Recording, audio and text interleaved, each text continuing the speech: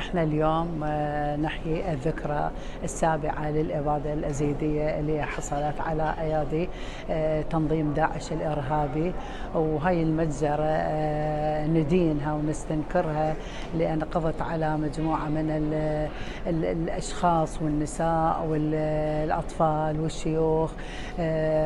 احنا بهذا اليوم نستنكر ونشجب هذا العمل الإرهابي اللي حصل.